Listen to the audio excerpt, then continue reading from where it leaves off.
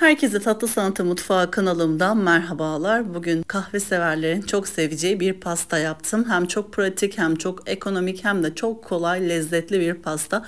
Petibörlü latte pastası. Kahve severlerin çok seveceği bir lezzet. Eminim sizler de denedikten sonra bana hak vereceksiniz. Fazla vakit harcamayalım. Hemen tarifime başlayalım.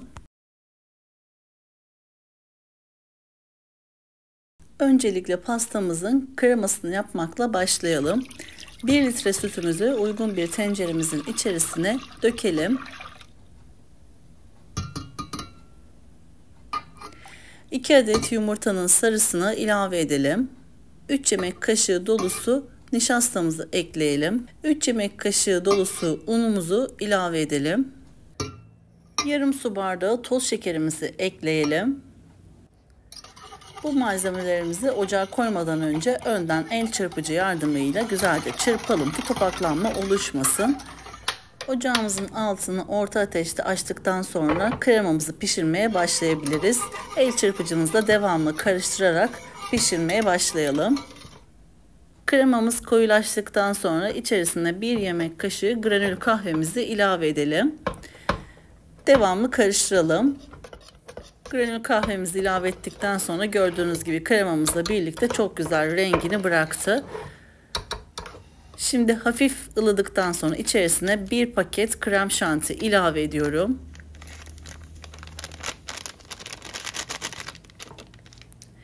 Krem şantimizi de ilave ettikten sonra el çırpıcısıyla öncelikle şöyle bir karıştıralım. Daha sonra blenderdan pürüzsüz olması için geçirelim.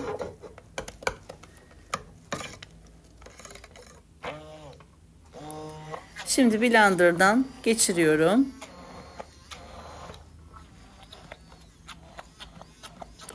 Tatlımızı blenderdan geçirdikten sonra kremamız hazır. Kıvamı gördüğünüz gibi bu şekilde olacak. Koyu kıvamlı bir krema olacak. Hemen kremamızı bir kenara alalım. Uygun bir kabımızın içerisine 1,5 su bardağı suyumuzu ilave edelim. Suyumuz sıcağa yakın olacak. 1 yemek kaşığı granül kahvemizi ekleyelim ve 1 tatlı kaşığı toz şekerimizi ilave edip bu 3 malzememizi karıştıralım.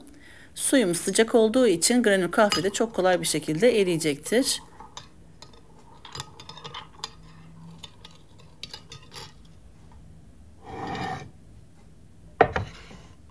Şimdi büyük boy kare borcamın içerisinde pastamı yapacağım. Öncelikle 3 paketimi bir kenara alıyorum. Ama tarifimde tam 2,5 paket petibör bisküvisi kullandım. İlk önce petibör bisküvilerimi kahveli karışımıma batırıyorum, ıslatıyorum. Daha sonra borcamıma diziyorum. En alt tabanına petibör bisküvisiyle kaplıyorum. Yan kısımlarını da petibör bisküvisini bölüp borcamımın kenarlarına sığacak şekilde parçalar koparıp yerleştiriyorum.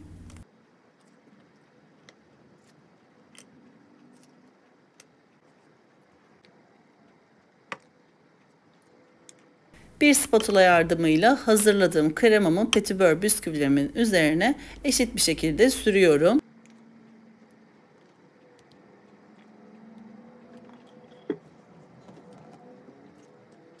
Bisküvilerimin üzerine kremamı düzleştirmek için spatula yardımıyla her yerini eşitliyorum.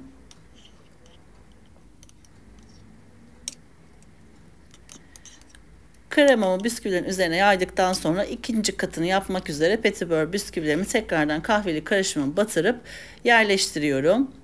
Bu arada kahveli karışımımda 1,5 su bardağı su fazla geldi. Dilerseniz 1 su bardağı su ile de bu kahveli karışımı yapabilirsiniz. Ama kahve ölçüsü yine aynı kalsın ve tatlı şeker ölçüsü de aynı kalabilir.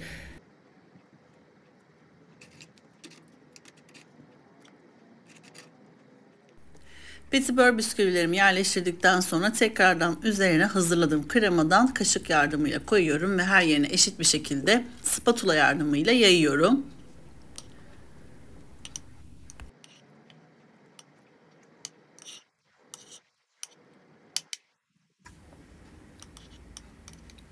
Kremamın üzerine tekrardan son katı hazırlamak üzere petibör bisküvilerimi kahveli sos karışımının içerisine batırıyorum. Islattıktan sonra kremamın üzerine yerleştiriyorum.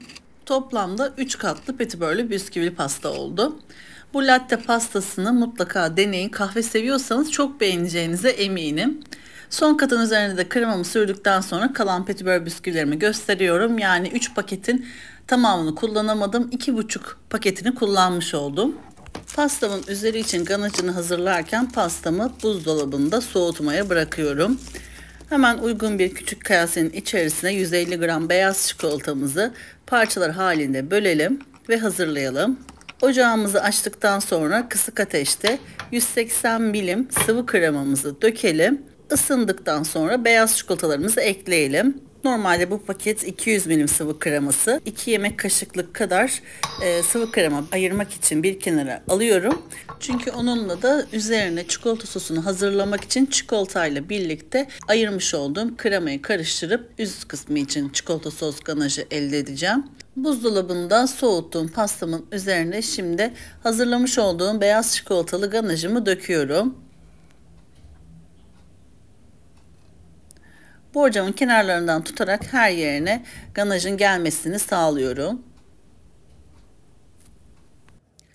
Bu şekilde hazırladığımız pastamızı da tekrardan buzdolabında soğutalım. Buzdolabında soğurken çikolatalı ganajımızı hazırlayalım. Ocağımızın altını açtıktan sonra benmari usulü 60 gram bitter çikolatamızı eritelim. Gördüğünüz gibi cezvemin yarısına kadar su doldurdum. Üzerine de uygun bir kaseyi yerleştirdikten sonra kısık ateşte çikolataların erimesini sağlayacağım. 60 gram çikolatadan bir kısım kaldı. Dilerseniz onu 30 gram ya da 40 gram yapabilirsiniz. Ama sıkma poşetine yerleştirdiğim için illaki poşetin içerisinde kalır kalıntılar diye ben 60 gramın hepsini erittim. Üzerine de çok az ayırdığım sıvı kremamı ilave ediyorum. Yaklaşık 20 milimlik kadar sıvı kremayı ayırdım.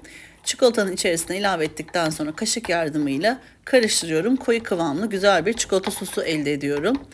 Eğer bu şekilde uğraşmak istemezseniz hazır sıkma çikolata soslarıyla da üst kısmındaki süslemesini yapabilirsiniz. Çikolata sosum koyulaştı. Hemen şimdi sıkma torbamın içerisine dolduruyorum. Ucunda çok küçük bir kesik açtıktan sonra pastamın üzerinde şeritler halinde çizgiler oluşturuyorum. Aynı traleçe pastasında yaptığımız gibi pastamızın üzerinde şeritler oluşturalım. Daha sonra bir çubuk yardımıyla Ebru desenini verelim. Çikolata sosumuzu pastamızın üzerine şeritler halinde çizdik. Çizdikten sonra bir çubuk yardımıyla bir yukarı bir de aşağı olmak üzere düz çizgiler çizelim. Gördüğünüz gibi desenimiz ortaya çıktı. Çok güzel bir desen oluşuyor. Hem görüntüsüyle hem de lezzetiyle gerçekten şahane bir pasta.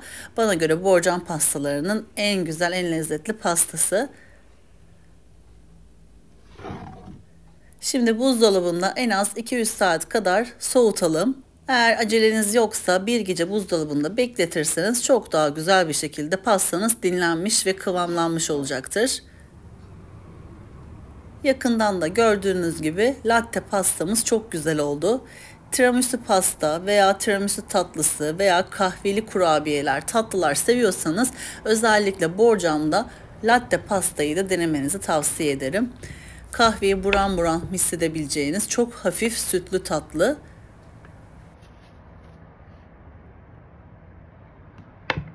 Şimdi bıçak yardımıyla pastamı dilimliyorum.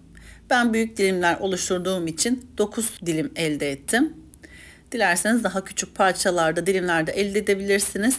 Hatta daha kare şekilde keserseniz kenarlarında fındık parçalarına bulayarak da çok güzel porsiyonluk pastalar elde edebilirsiniz. Şimdi hemen pastamı spatula yardımıyla servis tabağıma alıyorum. Sizlere de yakından kıvamını göstermek istiyorum. Sizler kahveli pastanın kıvamına yakından izlerken küçük bir hatırlatmada bulunmak istiyorum. YouTube kanalıma henüz abone olmadıysanız kanalıma abone olmayı ve paylaştığım videolarıma beğeni bırakmayı lütfen unutmayınız.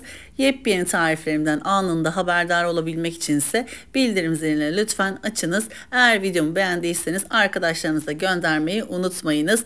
Yorum kısmına yorum yaparsanız çok sevinirim. Hepinize tek tek dönüş sağlayacağım. Böylelikle bir tarifimin sonuna geldim. geldik. Beni buraya kadar izlediğiniz için hepinize çok teşekkür ediyorum. Bir sonraki tarifimde tekrardan görüşmek üzere. Kendinize çok iyi bakın. Hoşça kalın.